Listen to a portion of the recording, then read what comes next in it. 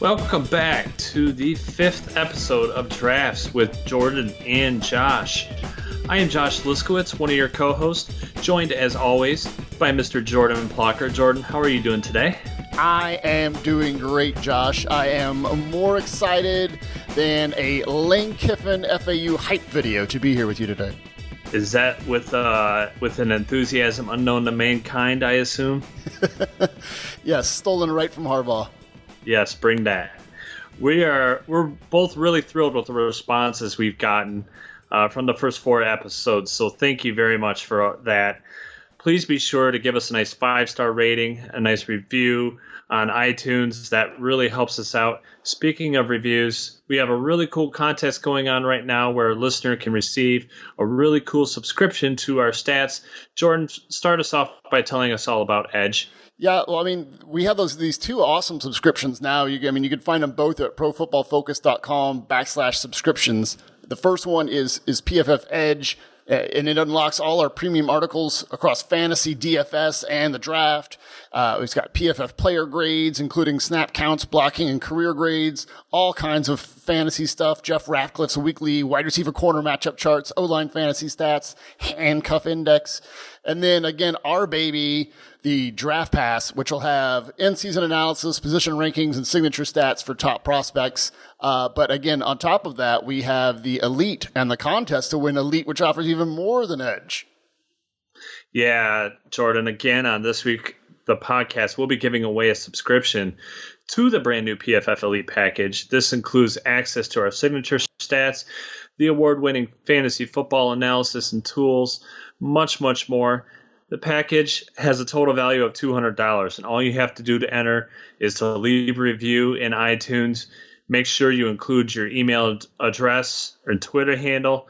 The winner for last week, John Kuruk, not to be confused with John Kruk, at John Kuruc. You are the big winner this week. Congratulations. Woo-hoo. Awesome. That is awesome. So now it's that's our third winner, right? We had Gray at Greg_Noonan, and then we had at Hitstick Mikey, and now we have at John Kuruk.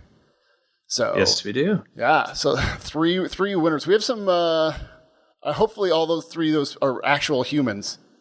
That would be good. Yeah, yes. That would be good. Yeah, because you never know on Twitter these days. Let's move on, Josh, to what we've been doing these past couple of weeks, and that's the quarterbacks, man. Talking about these quarterbacks for the 2018 draft. And the first guy that we're going to talk about today is going to come from your neck of the woods. You spent all of last year as PFF's Big Ten analyst, and so you got to see this guy up close and personal in your, analysis on a weekly basis or, throughout the season. And that's Trace McSorley from Penn State, which I believe they represented your conference in the Rose Bowl, the granddaddy of them all. But Trace McSorley, a good young quarterback, exciting quarterback to watch, underclassman. So we're not saying he's necessarily going to declare, but he will be draft eligible.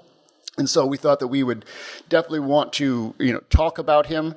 And, Josh, the first thing that stood out to us on tape about McSorley, at least when we watched our joint film session, was his ability to throw the deep touch, deep pass with touch, don't you think? Yeah, that is definitely a strength of his, and it plays to the strength of his receiving core as well. Obviously, they have the Big Ten, Mike Gesicki, as well, and he'll be coming back, and that's probably his top weapon returning. But what they love to do is to create isolation routes, and he'd work his receivers downfield, so he'd get them in one-on-one matchups. And while they weren't necessarily able to separate consistently, they were able to consistently win those jump balls. And McSorley did an excellent job of getting the ball to them. And it's not just a matter of, throwing up a jump ball for my guys. He understood where safety's positioned at, was able to throw it away from that coverage so he's not bringing in an extra defender. That was something he did really well at. Let's get into his size a little bit, though, real quick. That's something to be concerned about. He really lacks ideal size all around. He's about 5'5", 150 pounds. He's smaller than Darren Sproles. Isn't that right, Jordan? I don't think he's quite that small, but he. Oh, not that small. He is. He is. I don't think he's sub 6 foot, I believe. And so, yeah, he is smaller on the quarterback size. He definitely doesn't have that ideal NFL size that you look for, from a quarterback. Normally you'd want guys who are 6'2". Again, I don't think McSorley is an actual legit 6 foot. Not totally sure. The real measurements won't come out yet, but again, doesn't really have the ideal size for the position. And then I know that you also have a concern with his hand size, correct? Yeah, this is a kind of an interesting thing. And while you and I were going over the film, I talked about maybe I might be going a little bit overboard, stepping out of my jumps to conclusion map, but more so than his height, weight, size, his hand size to me is a concern, because there are times when it looks like he's almost cupping the ball. In other words, he's bending his wrist, trying to pin the ball to his forearm to try and get better ball security, and that causes him to kind of lose the ball at times when he's throwing. And even more so, that shows up in play action pass situations. Looking at the stats, his passer rating when it's not play action, I want to say it was around 108, somewhere in that range. But then in play action situations, which normally, A, in general, that's better for quarterbacks. B, when you have a running back like he does, Saquon Barkley, who really is one of the top 4 or 5 players probably in all of college football, regardless of position. He's fantastic, and he's going to be a player we're going to be talking about certainly come day one of the draft in April. There's no question about that.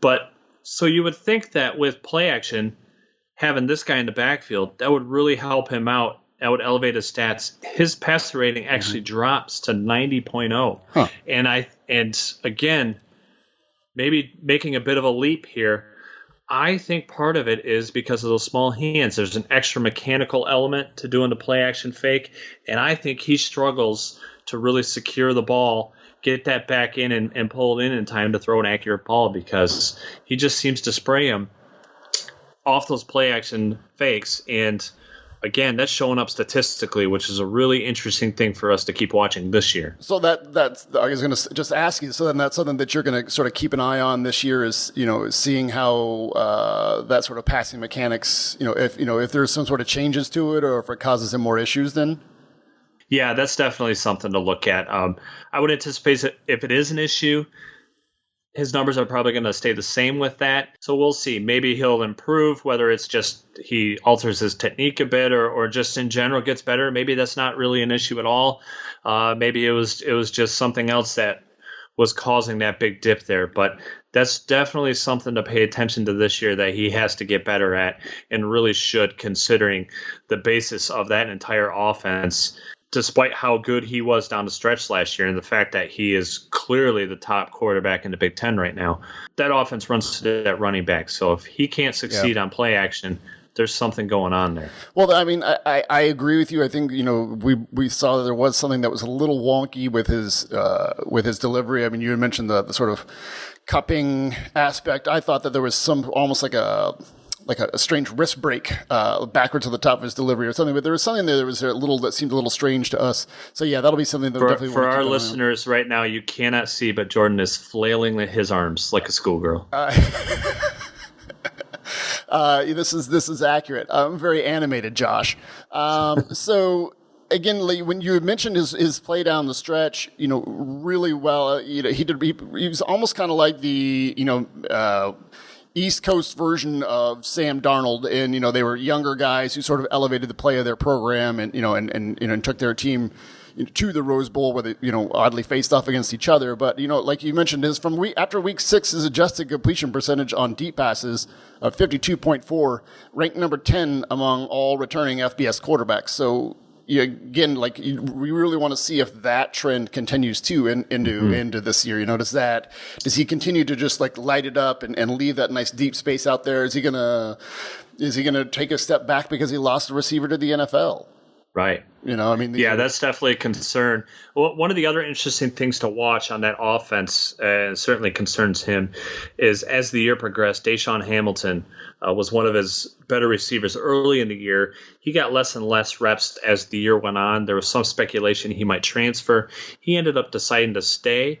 I'm going to presume that that's because he's going to get back heavily into the rotation. They're going to rely on him a little bit more, and he certainly does have the kind of skill set that caters to what McSorley can bring. So that's something to watch as well, is beyond, again, Gesicki, I'm sorry if I'm mispronouncing that, his tight end, who's going to put up pretty big numbers, I would suspect, who's going to emerge from that wide receiver core as well to help him out.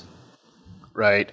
Yeah. Again, but like you had mentioned before, that whole offense goes through Barkley, who again is just a talented player. I mean, I'm not making the player comparison to Barry Sanders, but as far as like some of the stuff that he does style wise is reminiscent of Barry. Again, not projecting that he's going to have any sort of that career, but again, that sort of low center of gravity, those thick legs, really elusive, can break tackles and make guys miss. But anyways, we'll get to him another episode for sure. Like you mentioned, Josh, he's a day one guy and someone that we need to talk about. But we're still on the quarterbacks. And in addition to McSorley, we watched another guy who we didn't really, go into the film session expecting to like as much as we did, but we really came out at the other end of it liking him a lot, and that's Western Kentucky's Mike White. Why don't you start us off with Mike White, Josh? Sure. Let me go over some of the stats with him. That's where we'll start.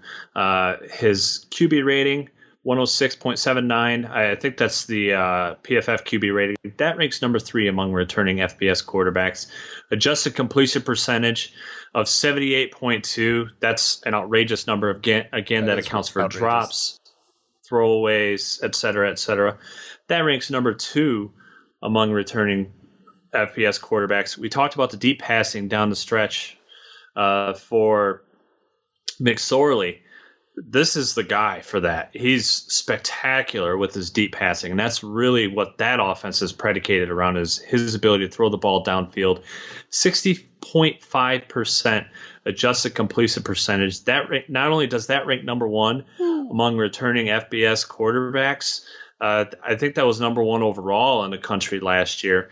And you look pro or NFL, I think you have to go back 5 years to Aaron Rodgers. I was going to say that was pretty good historically, wasn't it? That 60.5. Yeah. I think Aaron Rodgers had 60.7 in 2012, if I remember correctly off the top of my head. That's the last time someone broke 60. So really excellent deep ball. And you watch it on film, it shows up consistently. It's not just one of those things where he's throwing them up and his guys are just able to go get them. He's a very accurate guy. He really understands trajectory, using the follow through properly. He doesn't try and guide the ball like you often see with guys throwing his deep passes. He really has a natural feel for it. 22 touchdowns on deep passes. That ranks number 1 among FBS quarterbacks from last year as well. And one of the other things I loved about him, Jordan, and he did this on deep passes, underneath, intermediate, he was willing to stand in and take a hit. And as time and time again, he would deliver an accurate ball to all parts of the field while taking just a huge hit as well, Jordan. Yeah, that was something I was going to hit on, and something that I think that NFL teams are really going to value is his willingness to just stand there in the pocket and get popped and deliver, a ball downfield. And then when we mentioned like, a McSorley or a Baker Mayfield as far as lack of size, and it's kind of the opposite with White.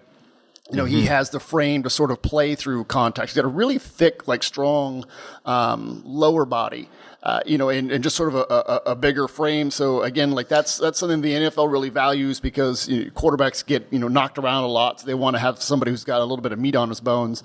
And again, adding to that, so you have the NFL size. I think you have the requisite NFL arm strength. I'm not saying he's got a Patrick Mahomes cannon, but he gets the job done. So there's a lot to like there about that. Again, as far as his pocket awareness and stuff goes, he can evade rushers with subtle pocket movement, or like I said, he can sort of fight through contact too. But he always seems to be calm in the pocket. Like you said, Josh, like even whether he's about ready to get hit or whatever, it doesn't matter. He always seems to be calm. So that was something that you really like to see. Now he had a pretty talented cast last year for playing at Western Kentucky. I mean, he loses his left tackle, to the NFL, and Forrest Lamp, and then he loses wide receiver. So he's got some losses to make up for somewhat like McSorley, but again, I think White can do it. It is a sort of a quarterback friendly, stat friendly system, I want to say. But again, I think what we saw on tape, Josh, says that this guy isn't necessarily just a system dependent quarterback. We saw him doing things like moving to his second read in the pocket. Not necessarily a lot, but we did see him do it, because I think a lot of times it was maybe sort of like a one read or a half field read for him in that offense. But again, a lot to like about him, but he still doesn't have a whole ton of starting experience at this point, because he was behind Dowdy, so he still has some weaknesses and some concerns. Yeah, that's correct. And the good thing about that, though, is that the weaknesses he has, I think those are very correctable. You talked about he flashes the ability to go through progressions, to look safeties off. He tends to kind of stare down his target more often than not, but I really think that's a reflection of the offense. So whether we see adjustments to that this year or he's able to make them in the future, I don't think it's not like Lamar Jackson, who we talked about just having no sense of timing and rhythm and just completely staring down guys and throwing to his man instead of a spot. That's not an issue with him. So let's look for that, see if he cleans that up. One of the other things, you talked about him having a good enough arm. I think it can get significantly better while he uses his hips properly and his follow through. He gets proper torque. He really doesn't drive with his legs. He really doesn't generate any power in his throw with his legs. Which is odd, because he has really powerful legs. Yeah, I think he has the ability to do that. So again, we'll see if he can improve that this year, or if that's going to end up being a next level kind of correction for him. But I think he can get better in that respect as well, especially considering from a technical aspect, he has all the other pieces down. He just needs to transfer his weight better and really drive off that leg. Last bit that I want you to touch on, Jordan, in terms of issues that he needs to fix, is his accuracy when he's on the move. If he resets, he seems fine, but you notice time and again that when he's on the move, that accuracy tends to get a bit spotty. Yeah, because there was some moments where they were doing, play action, fakes or things like that, where he was on the go, and again, his accuracy did seem to dip a little bit, and you expect to see a little bit of a dip when a quarterback is on the move, but still, some guys just really sort of take to that and just sort of can still deliver an accurate ball even though they're on the go, and he didn't really seem to do that as well. So again, that would be something to work on. And then one thing that I thought was interesting, when we go back to the because we're always talking about mechanics and stuff, is it kind of looked to me that White had sort of not necessarily a classic over the top delivery or a side delivery, but one of those sort of 3/4 deliveries. Not necessarily exactly like a Phillip Rivers, but a little bit like a Phillip Rivers, at least in the top half of him. And you can't see it, but I'm flailing my arms like a schoolgirl right now, and Josh is trying not to laugh at me. But so, anyways, no, I'll laugh. I don't have to hold back. I'll just laugh at you. So he's, I didn't really think it was an issue, at first, because I was like, oh, okay, well, this is just, something I kind of noticed, and then, and I still don't know how much of an issue it is. But then when I went back and looked, Josh, he had 12 batted passes. Mm-hmm. And that just seems like a lot for someone who's that tall. So I don't know if he's necessarily bringing his arm down and bringing the ball into play for that, or if it was just a freaky coincidence. So that's one thing I really want to keep an eye on this year with White, and I know we're both going to keep an eye on White because we like him. But yeah, I want to see if he still has that many batted passes, and if it is a result of that 3/4 release. I also wonder if that might possibly be a function of the offense as well. I imagine there were teams that felt, well, because of the way they get rid of the ball quickly, we might be playing a little bit more contained with some of our guys looking for those throwing lanes. So I wonder if that might be a little bit of an issue as well. That's something, again, like you said, to keep an eye on. But, man, I really liked him. I did not have high expectations for him. But especially when you factor in, again, the weaknesses he has that I think are very correctable. Right now, I think he's a legit day 2 candidate, which puts him in the top 4 or 5 of the quarterbacks in a really solid all-around quarterback class. So I'm excited to see what becomes of him this year. I think it's good that he's going to have to do it with a little bit of adversity in terms of not having all the same weapons he had last year. I'm excited to see how he responds to that adversity and plays out this year. If he has another year this year like he did last year, he's going to be up there with the top guys. No, I totally agree with you. I was right there with you when we went into this. I didn't expect to be this impressed by him, but I really was. And again, we admit that Mike White from Western Kentucky isn't necessarily the most household name or the sexiest draft name going into next year's class. But again, we really think he belongs up there among the top quarterback names, and someone that it's really worth, you listeners keeping an eye on, next year as we, head towards the 2018 draft. And Josh, as we wrap up our section of the 2018 draft and players for that draft, it's time for the My Guy segment.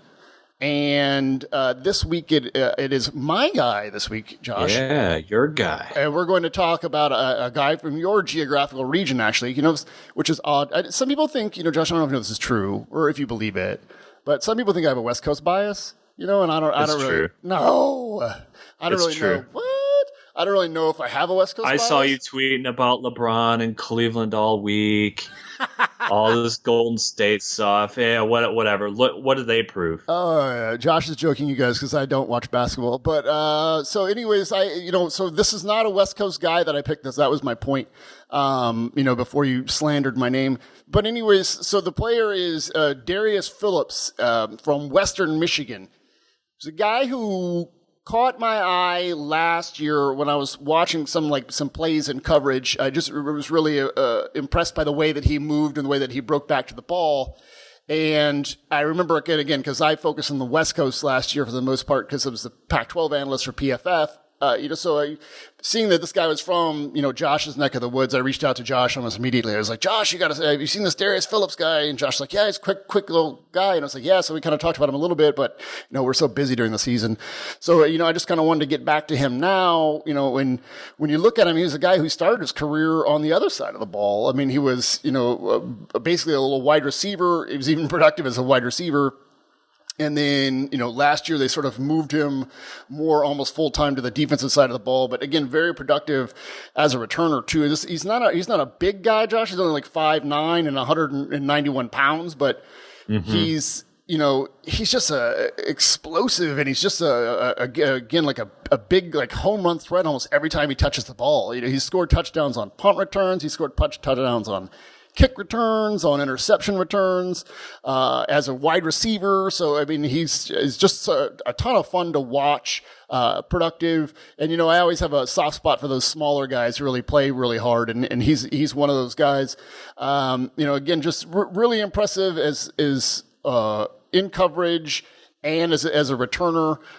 Josh, I know you got a chance to see a little bit of him because he's in your area. What did you think of Darius Phillips? Yeah, I love his aggressiveness in every phase, and obviously that'll bode well for him on special teams.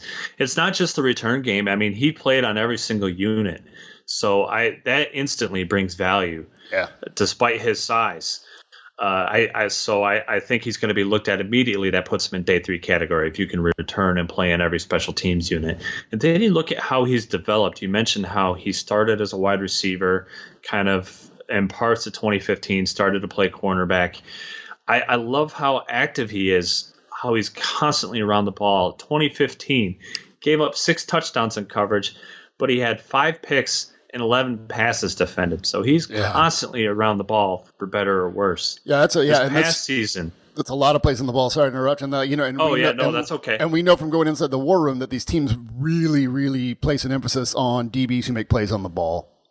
Oh, no question. That's a huge thing. And then looking at his improvement this past year, throughout the entire season, allowed 3 touchdowns. He had 4 picks, 5 passes defended.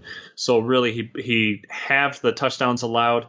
I would assume he just wasn't thrown at near as much, even though he played, I think, just about the exact same number of snaps, around 850. Played a little bit out of the slot, played more outside. I think in general, we probably like him in the slot. Here's the best part, though. You look at his raw grades after week 6. That ranks 7th in the country among 2018, 2019 returning prospects. Wow. Didn't allow a touchdown in that time span, too. Had 2 interceptions, 4 passes defended, allowed a QB rating against him by QBs throwing into his coverage of only 42.2. So he was really money down the stretch for Western Michigan. That's really and I'm excited to interesting. see if he continues that development. Yeah. Yeah, I mean, that's really interesting because, again, like, just seeing that sort of trajectory that you pointed out there at the end of his that of his season. And again, as far as we know, he hasn't been playing that position for that long. So yeah, good find by you there. Again, I totally want to see how he continues to develop this year as, a corner. And again, like you mentioned, Josh, he can play inside, he can play outside. I mean, we think he'll probably be tied more sort of the inside at the next level, but he's shown the ability to play both so far in college. Again, just a fun player to watch develop, and a guy that is my guy, but Josh also likes, and a guy that we think you should keep an eye on this year. Darius Phillips, corner from Western Michigan. All right, Josh, it is now time for us to move on to the 2017 draft and go inside some war rooms. So we've been going in to discuss one NFC team and one AFC team each week, and kind of just like discussing what went into their picks, that they've revealed publicly, as far as, things that went into them and things like that. And it's been really revealing and fun. And this week we are starting on the East now. So we're starting with the Dallas Cowboys, the rumored America's team. And they had a really fun draft, and they were a really fun front office to see how they operate. And I know, Josh, that, we really liked some of their strategies going into this draft and how they handle it. And I mean, not that they listened to what you and I have to say, but they really did a lot of what we thought a team would, should do in this draft, with the way that they handled it, don't you think? Yeah, they really did. Some of the kind of main points that they hit on, or at least you look at the draft and you can see what they did. 8 of their 9 drafted players came from Power 5 schools, so they tended to stay away from the small school guys. Yeah, they had 2 from Michigan and 2 from Colorado. Those were great defenses. Yeah, exactly. Those were 2 schools where you look at those defenses and you think, boy, I'd love to get some of those guys, because they both, obviously Colorado in particular, the secondary, Michigan at every level, really outstanding players up and down both of those defenses. So interesting that they made it a point to target guys from both of those schools. And let's touch a little bit on those guys from those schools, because along with that comes an interesting strategy. We've talked about the last couple of weeks, and really throughout the draft process, we talked about how deep the secondary class was. Yep. And that was something that Dallas completely agreed with, to the point where they, in the first round, did not even draft the top player on their board when their pick came up, which was a defensive back. They went instead with defensive end Taco Charlton from Michigan. Jordan, what they say about that? Yeah, I mean, it was really interesting to see how they did that, because that was the word coming out was that Taco wasn't necessarily even the top player on their board when they picked, and so immediately you're thinking, well, why would they take someone who wasn't necessarily the top player on their board? But it all boiled down to how they saw the board stacking up. So their director of college and pro personnel, Will McClay, and I think with the help of Lionel Vitale, their director of college scouting, sort of sets their board. And then the Jones family just sorts of does their business strategy all over it, which is really interesting to see. And so they really felt that as you mentioned, Josh, there were so many good defensive backs in this draft that they didn't have to take one in the first round. They thought that they could take what they refer to as a pressure player in the first round, and then to be able to come back later on and take a talented corner. And they did it. I mean, their plan worked absolutely flawlessly. I mean, even Stephen Jones even said after round 1, is like, someone asked, why didn't you take a corner in round 1? And he said, I feel the draft sets up even better for us to get a really nice corner at the bottom of the second. And it's exactly what they did. So, bravo to them for, getting, again, a pressure player in round one and then being able to come back, later and get a corner. Because that's, again, what I was mentioning, that sort of fell into what, we said, as far as the depth and the shape of the class, that, again, a team should double dip at, defensive back, and you didn't need to take one early, and that's exactly what they did. Now, Josh, why don't you tell us a little bit more about, necessarily what they liked about Taco and about Taco the player?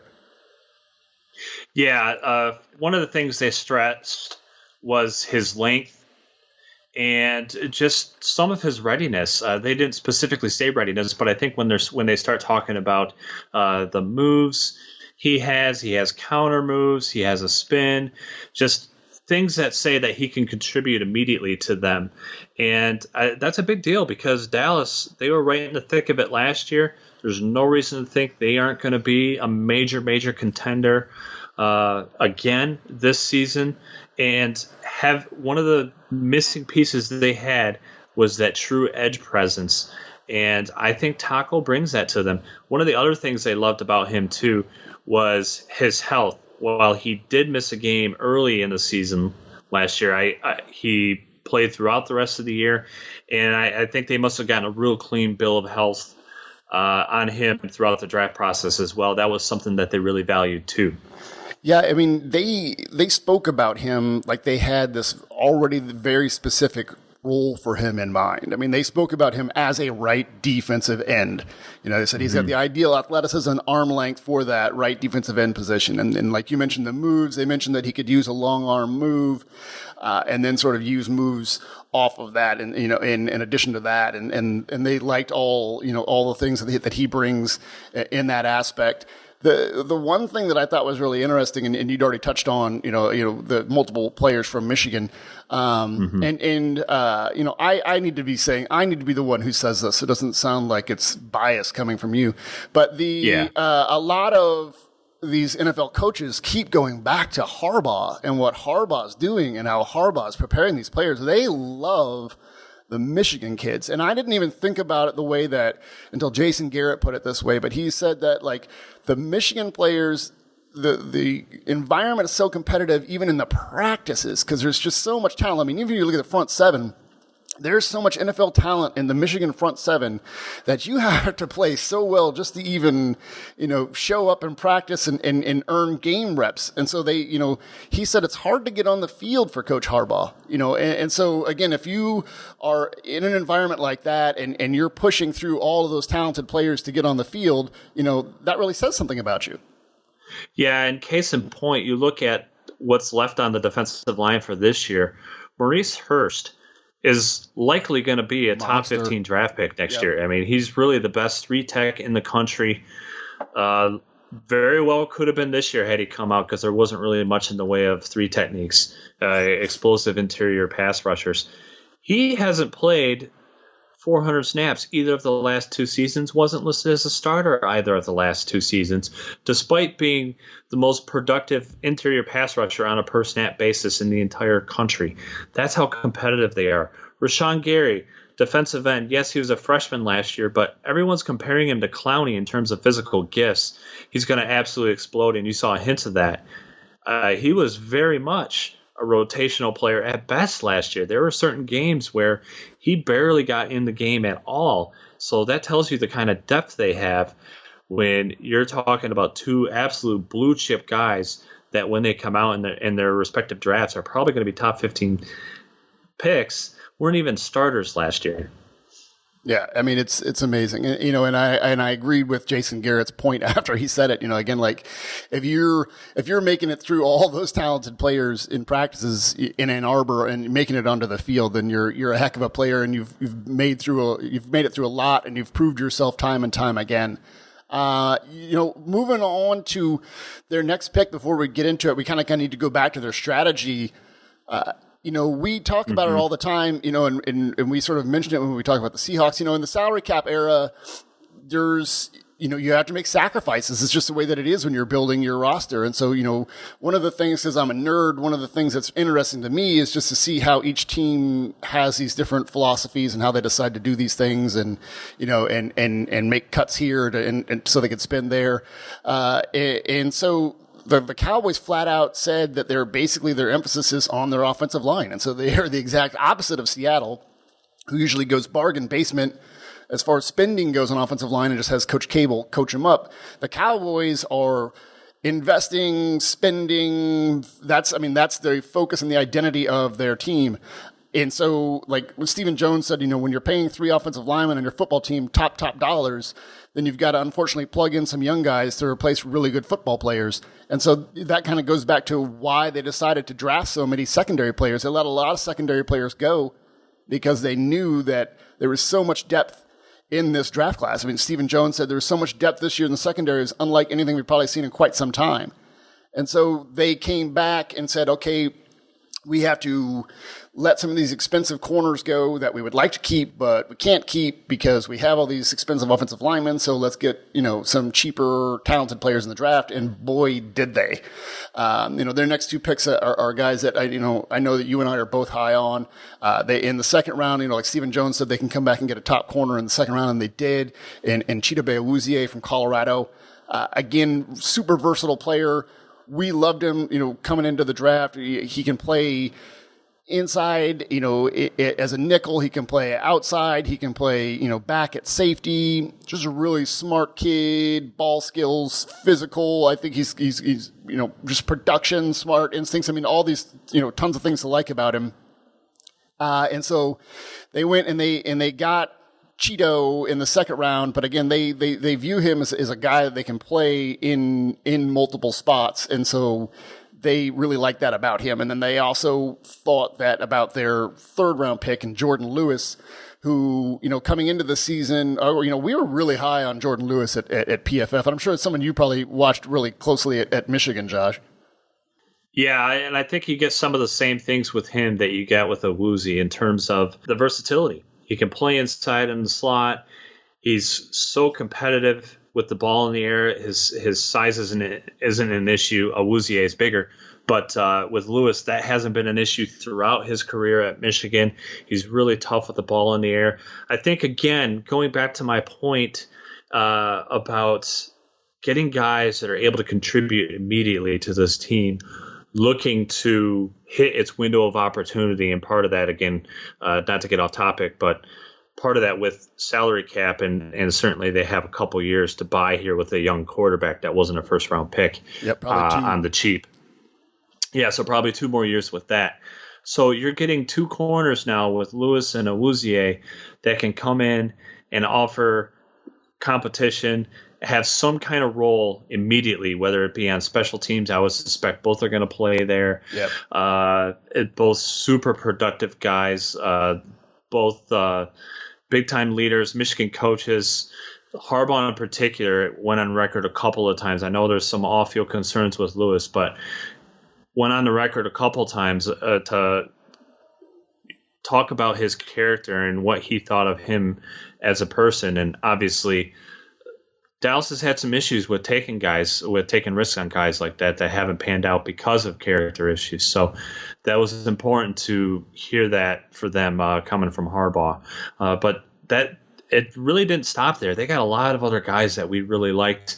One of your favorites, Ryan Switzer, again, versatile guy, slot receiver, punt returner, just a real productive guy all around. And it was interesting. They talked about how he fits with Cole Beasley and how they view him as kind of a backup and really wanted to solidify that because they valued that role so much, Jordan. Yeah, again, it was, it goes back to, the board gets set by their personnel department, and then the Joneses just start doing, their own strategy and tactics on it. And this was something that, like, as you mentioned, it's something they specifically wanted to do. Jerry Jones said, we needed to back up that particular dimension of our offense, and is referring to Beasley's production in the slot. So, that's so valuable to them, and especially to the way that Dak likes to play. Jerry Jones referred to the Switzer pick as a Dak-friendly pick because Dak likes, slot receivers. So they even mentioned also, the possibility of Beasley and Switzer on the field together, which is, would be pretty scary. So I think you're definitely going to see next year an increase in probably 10 personnel from them. I don't know. I imagine they'd probably want to go 4 wide if you're going double slot. So I don't think they'd probably be doing it from 11. But I imagine the Cowboys would probably be running a lot more 10 personnel next year than they did this past year. But, again, as a receiver, they mentioned that Switzer can get open in man coverage. I mean, he runs such great routes, and he's so sudden, and he's able to find soft spots in zone coverage. So again, just a really talented overall wide receiver, and again, really, really sudden. But they also valued his punt return ability, and I think he's probably going to be their starting punt returner right away. And I'll make a bold prediction, Josh. I predict that Ryan Switzer will return not 1 but 2 punts for touchdowns as a rookie. That would be extremely bold. That is my bold prediction. Ryan Switzer, 2 punt return touchdowns very bold pick. As a rookie. Again, he's as a punt returner just absolutely fearless. This is special teams coaches will often tell the returners, heels at the 10, don't go any further than that. And some occasionally you get the guys who'll say, heels at the 5, don't go any further than that. Well, Ryan Switzer just doesn't care. Ryan Switzer will try to field any punt and house it. That's just the way that he is. He's just fearless punt returner, really fun to watch. And again, he's really going to add some spark to their special teams. The one thing that I thought was really interesting, and you don't really, see this level, of openness from an NFL decision maker, but Jerry Jones mentioned that the other player that was in the run for this pick was Donnell Pumphrey from San Diego State, another player that we liked. And they said that he was in the mix because, like Switzer, he would offer returnability, but he also would offer offensive production outside of the returnability. But he said that the Eagles basically took him first, so they made that up the pick for them essentially. But again, Ryan Switzer is going to be a great pick for them. And he was high on their board. And the funny thing is too is that like the next player that they took was they mentioned was also in play with that pick, and that's Xavier Woods, the safety from Louisiana Tech. Now, Jerry Jones oftentimes is a sort of a wheeler dealer on draft day. They basically didn't move a lot this year, but they traded up 20 spots to grab Xavier Woods, and I know he was a player that you liked. I know leading up to the draft process, Josh. Yeah, he was really one of the surprise fallers in the draft, in my opinion. Now, it was one of those situations where you knew because of the depth of the safety class, someone was going to fall down a bit. And for whatever reason, it happened to be Xavier Woods. Now, again, versatility. As deep and as strong as that class is, and there's probably 13, 14 deep at safety of guys that I really, really liked. Most guys had their niche of whether they're free safety, strong safety, 1 or 2 specific things that they really excel at. Xavier was one of the ones that, to me, really showed the ability to kind of be interchangeable between the safety positions. Plays all the phases of special teams. Again, going to be able to contribute immediately as far as that goes. They talked about his ability to play nickel or in the box. We're going to see that as well. So really all 3 of those guys that we talked about the secondary picks so far, all 3 of those guys can kind of play in the box and offer him that instinctive playmaking ability in there, the ball skills, all that good stuff. Yeah, and that was totally intentional. They even said that they wanted to create depth by drafting versatile players that could play more than one position. And like you said, getting a Wouzier and getting Lewis and getting Woods really does that. So they got all those DBs. So again, really, really impressive haul of versatile guys. Something that struck me too when you were talking about Switzer and his punt return ability and speaking about the depth that they tried to add in the class, you've got a Woozie and Jordan Lewis both have experience on returns as well. So again, they really don't need to hold back with a guy like Switzer. Obviously, you don't want to throw him to the wolves and get him hurt, but they have pieces that they can throw back there if something were to happen to Switzer. So that's one of the luxuries of having a deep and talented roster like they have, is you just continue to build that bottom half and you have guys ready to step in. And I think Dallas really accomplished that this year. Yeah, and then later on in the draft, they Marquez White another corner, Joey Ivy defensive tackle, got Noah Brown another wide receiver. They mentioned his injuries and weight gain. I imagine those are some of the things that pushed him down. But they liked how physical he was, that he was a blocker, and that physicality plus his size. They said it sort of makes it that he'll be a special teams contributor probably right away. And then they took Jordan Carroll, who's sort of a run-stopping nose tackle, again from Colorado, which was their second player taken from that defense. And that wraps up their draft. And again, as we go into the forecast for their upcoming draft, that their cap commitment to their offensive line is going to continue to shape their roster and their draft decisions. And then the way that you saw them this year purposely play to the depth of the secondary class, like they're really going to let the depth of the draft shape their draft strategy as it unfolds. And as we saw, we really expect them to draft some players from big time schools and programs. But again, we really liked some of the stuff they did in their draft strategies. All right, it is time to move on to the AFC and the Super Bowl champion New England Patriots. They are not the most revealing front office when it comes to getting draft strategy or reasons for why they took certain players. So it's like I said, tough to get information out of them. This was a strange draft class for them, Josh, and I'm wondering if you think that they are trying to maximize the tiny Brady window that they have left, but they traded their first and third round picks for Brandon Cooks. They traded for Coney Ely. They traded a fifth round pick for tight end James O'Shaughnessy. So it almost seems like they were more concerned about adding, veteran players or proven veteran players than they were a bunch of rookies. Don't you think? Yeah, I think that's a telltale sign that they don't expect much more from Brady. Maybe a year or two, or really, at the very least, they're looking at this on a year-to-year basis with him. And I mean, Belichick's been around for a long time too, so we don't necessarily know if there aren't plans already in place for Belichick to follow Brady out the door. I'm speculating beyond that.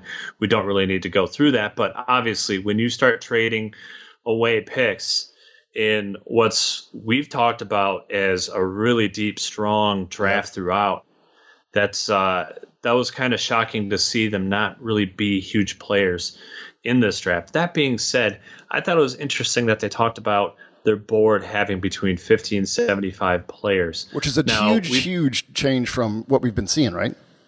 It really is. And twofold with that. First off, we've talked about a lot of the other teams looking at thousands of guys and then narrowing it down to around 200.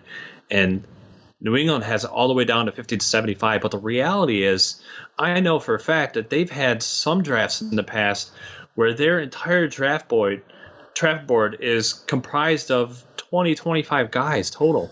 So I think that right there speaks to how deep, how strong they viewed this draft class, which agrees with what we've seen all along. But I thought that was a really interesting thing, that in some respects they might have had a draft board that, while it looks small, was 3 times larger than some of their others in recent years. It's so crazy, because I think that most of the teams that we've been seeing have probably been coming down around that 175 player range, like we said, probably between 150, 200. I think they're usually been around 175. And the Patriots are just nothing like that, and they know it, and it's just funny to hear them talk about it sometimes. I mean, like Nick Caserio says, we have a small number of players we would actually pick. So there were 255 that were selected. He said, 50 to 75. He said, 75 is probably high, or we ended up in the end with guys who would actually draft. So like you said, they probably had like 60 players, 50, 60 players on their board, which is just a far cry from the 175 that other people are using. And I'm wondering, again, we don't know all the quirky reasons that go into it.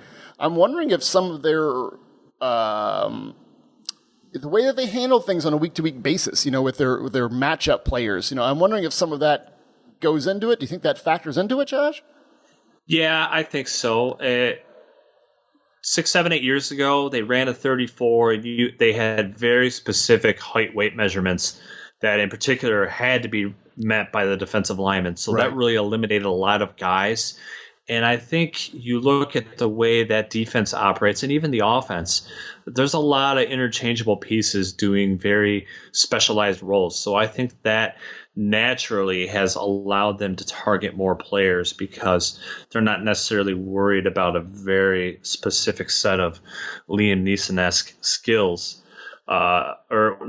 Size, weight. It's more about the individual skill set, which can vary there's going to be a bigger variety of skills that they're looking to target.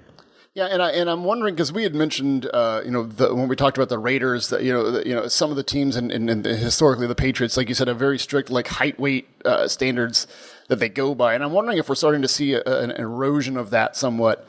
And we're starting to see some teams who are willing to take some players who may be physical outliers. Not necessarily. You can only miss on so many Geno Atkins and Aaron Donalds before you have to make adjustments. Right. No, I hear Plain you. and simple.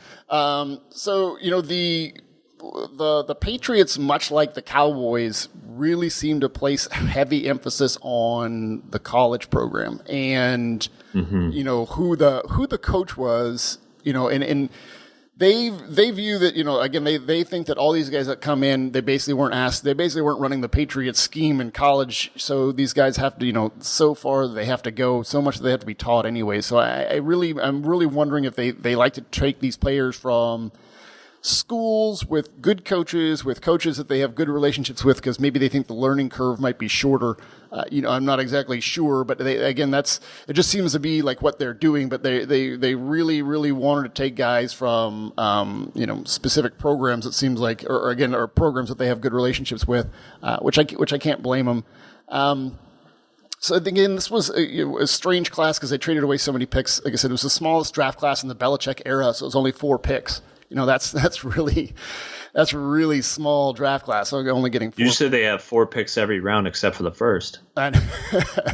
Seriously. One thing that I thought that was interesting too is, Nick Caserio, their director of player personnel, said that their college scouts had already been working on the 2018 draft for the past month. He said that before the draft.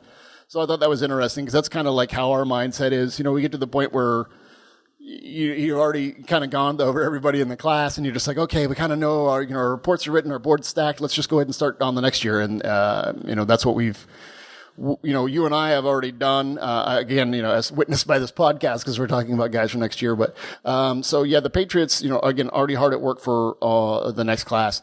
But going into the players that they took. Again, they only took 4 players, but if you look at them from a physical, if we go back to the height weights, thing, if we look at them from a physical standpoint, they kind of did fit some certain parameters. They took basically 2 long pass rushers and then 2 long tackles. The first player they took was Derek Rivers, the defensive end from Youngstown. Facility visit 2 weeks before the draft. They mentioned his performance at the Senior Bowl. As an indicator, he can play against top competition. Again, we keep seeing that over and over again with these, NFL decision makers and front offices talking about the value that they place on Senior Bowl performances, especially for these smaller school guys. It's just such a huge, huge deal for them. Then the Bill Belichick specifically mentioned, again, like going back to the program thing, he said a good program there with Coach Pelini, who we know very well. Bo does a great job with his players. And then he mentioned, Rivers has been in a good system, well coached. So again, it just keeps going back to that thing that they really like these guys who are well coached. Yeah, and New England wants guys that are NFL ready, and you typically wouldn't expect that from a guy that played at Youngstown State. But as you mentioned, Belichick made the point of saying Pelini's been an NFL coach, been a Division I head coach, similar to Harbaugh at Michigan that we talked about with the Cowboys picks. That was something they valued quite a bit. Again, has that specific skill set that is going to have a chance to be able to play quickly. Also got that out of Dietrich Wise, the other defensive end they took from Arkansas, coached by Brett Bielema, head coach at Arkansas, head coach at Wisconsin, programs that are known to be those pro-style, big, tough guys, and on both sides of the defensive line, guys that are able to come in and play very quickly, bring in the length that you talked about. And also interesting point to also point out. There's a bit of a financial aspect to drafting these tackles and edge players that I think we see here in terms of. Yes, Brady is obviously one of the all-time greats, but he's been kind to them in terms of the salary cap. But so then after that, you look at some of the more expensive positions. That's edge rushers, and that's offensive tackles. Mm-hmm. And New England has set themselves up to not have to pay a total premium on that and to really help disperse those cap dollars a little bit better around the rest of the roster. And so that's why I think it's interesting. They took the two ends. They took Antonio Garcia from Troy, offensive tackle. They love, again, his length, his athleticism. They have a history, too. You can talk to this a little bit, Jordan, with being willing to play guys from smaller schools, even at premium positions like tackle. I almost wonder with the events of this week in Detroit, with Taylor Decker going down, who's likely going to miss at least the first half of the year. Who knows? And this is me just pontificating, but maybe they'd be willing to talk to their old New England Patriot general manager in Detroit, Bob Quinn, about potentially trading Nate Solder, getting that money off the books, and then throwing Antonio Garcia in at left tackle. I could see them willing to do that because that's what New England does. Yeah, I was going to say that's kind of how, kind of what happened with Chandler Jones and how he ended up in Arizona. Very much, yeah. Yeah, I mean, they just got to the point where they're like, oh, we're not going to pay the top dollars to the edge rusher because we need to spend the money elsewhere.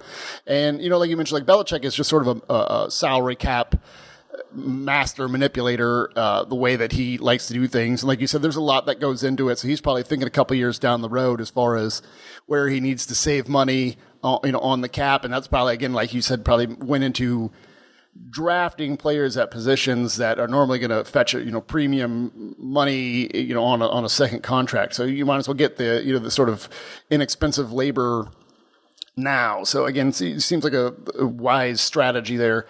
But again, only 4 picks. They're really going to be strange to watch going forward because, like I said, how much time do we have left with Brady? Is it just 1 year?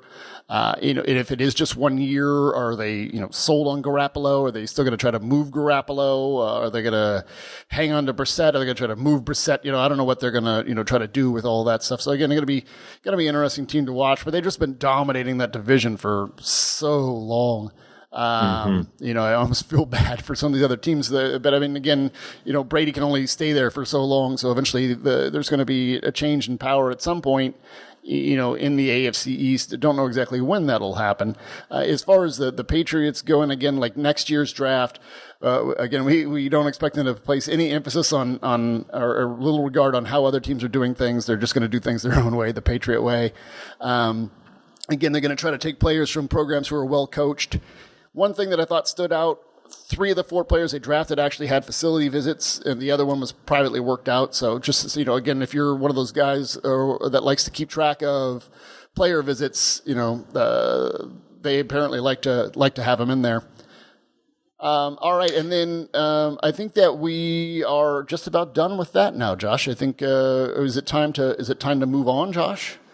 Yeah, I think that it's time to move back a little bit further in time. Last week we talked about a draft memory of yours being deployed, and I have not had to deal with pirates, but I have been evaluating drafts for a full decade now. You're old.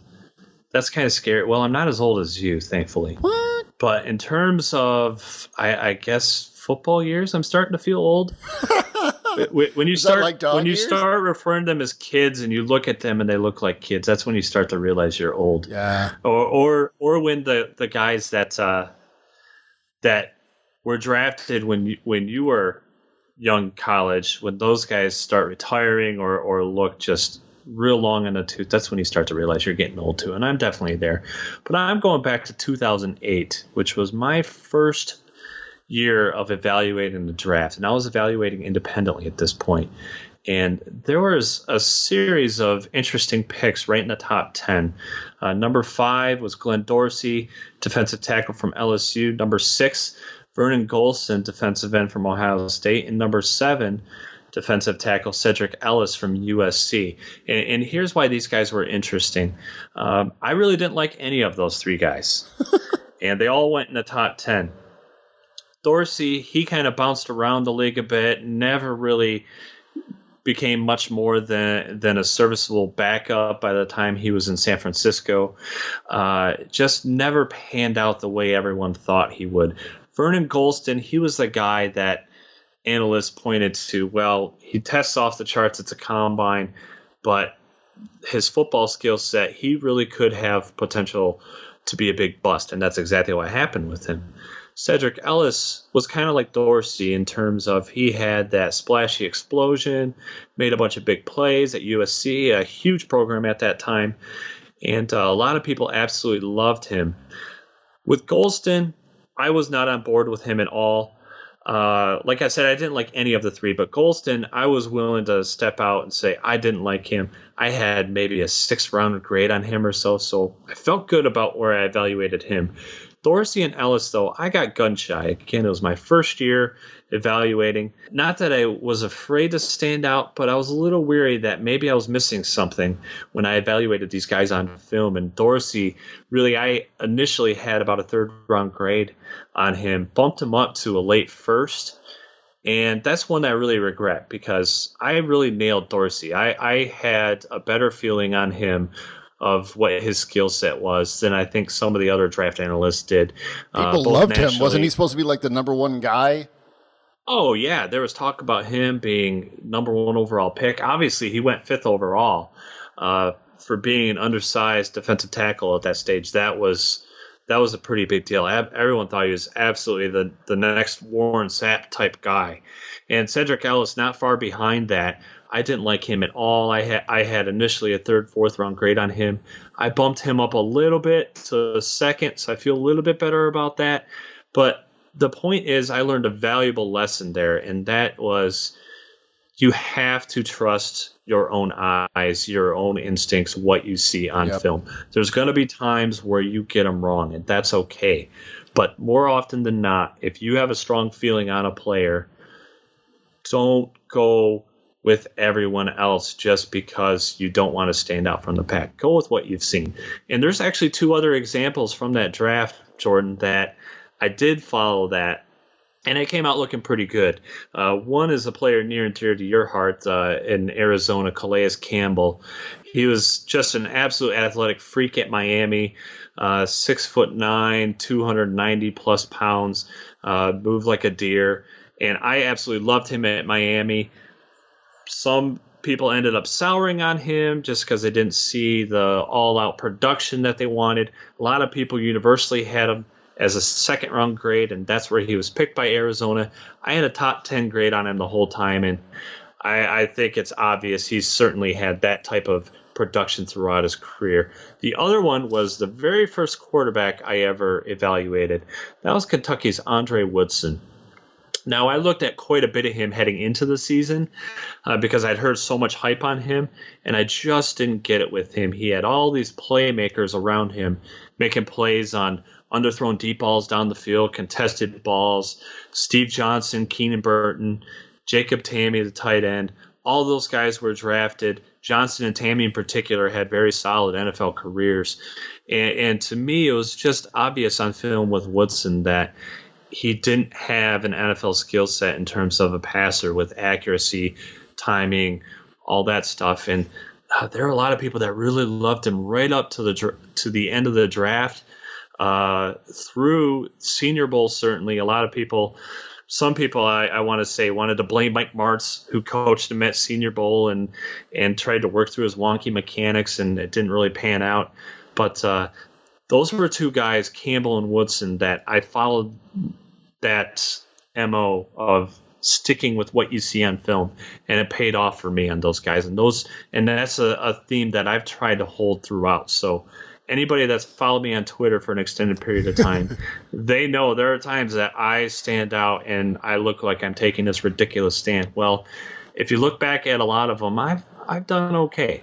No, I agree with you, and hearing you say these things, it's I had to go through that too. I think it's something that I guess it's part of the growth process, you would say, as being an evaluator. You sort of at the beginning you really sort of you're almost like a correlator, and you're getting all these opinions from other people, and you're sort of combining them and making your own little opinion, and then as you develop, that sort of changes, and it's more your own work and to the point where now we don't even read or look at anybody else's stuff, and we watch film together sometimes, and we'll see stuff a lot of pretty similar to when we watch film. Sometimes we'll disagree with each other, but again, for the most part, I totally agree with you, and we say this to, the listeners too, you need to stick to what you see, Josh and I will tell you what we saw, and we'll try to, share that with you, as far as sharing that information. But again, you need to make that decision on your own as far as how you feel about these particular players.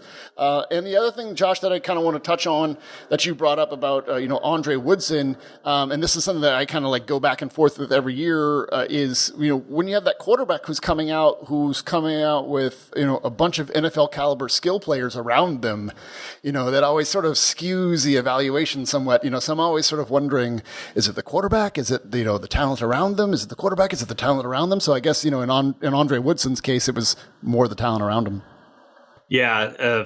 Again, Tammy Johnson, real successful careers. All four of the guys were taken on day 3. I want to say Keenan and Tammy were taken in the 4th, and Johnson was taken 5th maybe, and Woodson in the 6th by the Giants. But to me on film, and I liked those guys as far as receiving prospects too, so I did all right on them. But yeah, that was just a clear example of the talent around him making him look better than he really was. Jordan, we have one more segment to go. It's our favorite. Take a little trip back down memory lane into the draft time machine. Time machine. What year, Josh? What year in the draft time machine? What year am I setting the dial to? Oh, we're not going to go back that far at all. We're going to go back to one of the most catastrophic first rounds in recent memory. Set that dial back to 2013. We're going on a humanitarian mission to the 2013 draft. We got to fix this draft. Jordan and I had this discussion. If we're going to do this segment, shouldn't we be doing individual players and not an entire draft or an entire top 10 of a draft? This one needs to get blown up. Yeah, this one needs to get blown up. It's a mess. Jordan, I'm going to go through this top 10. I'm going to tell you how bad it was. Tell me how to fix this mess. Okay, so hold on. Here's what we need to do, Josh. We need to, since we're in the time machine and we're in 2013, I think since we had to change 10 picks, let's just go to Radio City, okay, and then we'll just go inside there and just change the writing on the card. I think that's just going to be the easiest way to do all 10 picks. Let's do it. Okay. All right, let's go. Read them off to me. All right. Read off this. I'll read them off. I'll tell you what I'm thinking.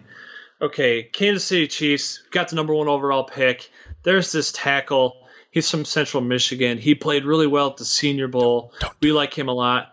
I think we're going to take him number 1 overall. What do you think, Jordan? What should we do? No. Okay, so Eric Fisher came across on this card, Josh. I'm going to scribble that out. You sure? Yeah. So let's give. I mean, we'll still go with the line player, but let's go the opposite side of the line, Josh. What do you think about an interior penetrator? That sounds good to me. I think that's definitely a need for the Chiefs at this point. Either side of the line, I don't think you can go wrong there. We're going to get a good player. Who do you have in mind? All right, I'm scribbling out Eric Fisher, and I am writing in Kawan Short. All right, Kawan Short from Purdue. Boilermakers going number 1 overall. Awesome. Now, that leaves us to Jacksonville Jaguars going number 2 overall. 1 offensive tackle. I thought he was going to go off the board. We have another on the board that's probably considered just as good that Jacksonville ended up going with. They went with Luke Joeckel from Texas A&M. who was just a surefire bet, no-brainer pick.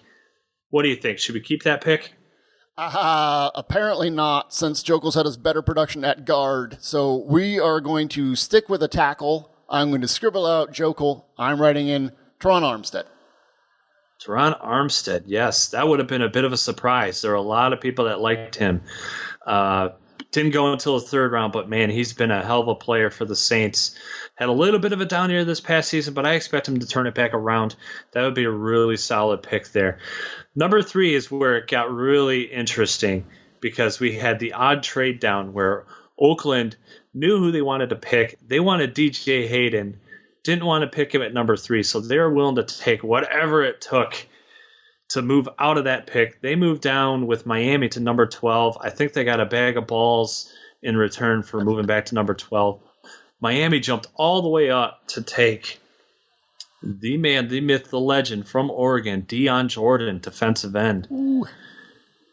Jordan, who are we taking instead of Deion Jordan? Well, it goes back to that word potential, and it'll get you fired. So Deion Jordan, much athleticism and potential will get us fired. So I am crossing out Deion Jordan so we don't get fired, Josh, and I am writing in Le'Veon Bell. Le'Veon Bell. That was a surprise second-round pick in some respects because that was a guy that, man, did he reinvent himself once he got to the NFL level. Yeah, I was not high on him coming out at all. No, I had a 6th-round pick on him, so you want to talk about bust mistakes that I've made. Yeah, you could consider that one, but I like to argue that pretty much everybody in the draft community missed on him because he was a completely different player.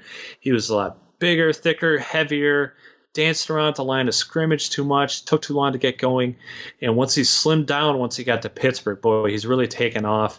And when he's been on the field and not in trouble off the field, he's been a spectacular player for them. So I like him for that pick to Miami. That leaves us with Philly, a team that also went offensive tackle, but they took Lane Johnson from Oklahoma. All the potential in the world, insane combine workout, probably the best combine workout for an offensive lineman ever. He's been a solid, decent player for them, but he's a right tackle. I think Philly can probably do better. What do you have in mind, Jordan? I'm going to cross out Lane Johnson, and I'm going to give them an actual wide receiver 1. I'm going to give them DeAndre Hopkins. That's a beautiful pick. That's a great pick for them. That's something that had to be a point of emphasis for them this offseason because they still hadn't figured out that wide receiver position. At that point, they still had Deshaun Jackson. So you put DeAndre Hopkins opposite Deshaun Jackson. That would have been a lot of fun. Yeah, because stylistically, they're very different and both very dangerous. Yeah, that'd be a great matchup. Now, Josh, isn't that kind of exactly what Tampa ended up with? Kind of, yeah. In some respects, with them getting Deshaun Jackson this offseason. I like that one a lot. Let me ask you this question with this next card that's coming across from your Detroit Lions. Do you want me to scribble this out, or do you want to keep Ziggy Ansah on there at number 5? You know, it's funny. I think maybe we could scribble it out and put actually Detroit's second-round pick. I think Darius I'll give you Mingo. Could have potential. No, definitely not Mingo. Definitely not Cleveland's pick. We know we're replacing Cleveland's pick. Cleveland picks next at number 6. But Ziggy Ansah had some injury problems last year. Not his best year. Looked like he was really coming on the prior 2 years. Has to get better in run defense. But I think he's a guy, the one guy in this top 10 that's panning out, that's playing like a top 10 pick. So let's give Detroit kudos. In a draft that's an absolute mess, they're the one team in the top 10 that came out with a viable long-term guy in Ziggy Ansah. So we're going to keep him in Detroit. Good job. Let's move on to that Cleveland pick. Okay. What are they going to do instead of Mingo? Well, again, I feel bad for the person who took the time to write down Barkevius, because I'm sure that took a while. But I'm going to cross out Barkevius, and I'm going to write down Desmond Trufant. Give the Browns a good, solid corner. Yeah, I think that would have been an excellent pick for them. Put him opposite Joe Hayden, who's already in the fold there, and all of a sudden you've got 2 really solid corners. I like that pick a lot. I think that's a really good fit for them. Desmond Trufant, in what was considered a pretty deep corner class at the time, he's really been the cream of the crop, the most consistent guy. So that's a good pick for them. Arizona Cardinals are up next. They took guard Jonathan Cooper, who they've already traded away to New England, just hasn't panned out, haven't been able to get him on the field. But Arizona took a guy a little bit later in this draft, and I think that's the guy that they probably should have taken number 7 overall. At least would have looked better on paper. Who is that guy? I am going to cross out Jonathan Cooper, who was a very athletic guard for North Carolina. Just got hurt, never really got on the field. And we are going to write in, as you mentioned, Josh, the player they took 62 picks later, Mr. Tyrann Mathieu. Yeah. So that is a good pick. He's a guy who, I mean, not to say that he would have gone top 10, but I mean, he having not had the off-the-field stuff would have been a first-round player. And then again, in redrafting and seeing what he's done outside of the injuries, would be a top 10 player. So again, the team really loves him on and off the field. They view him as being part of their core group of players, and so they love to get him here at number 7, and now we will move on to their divisional rivals, the then St. Louis Rams. Yes, St. Louis Rams.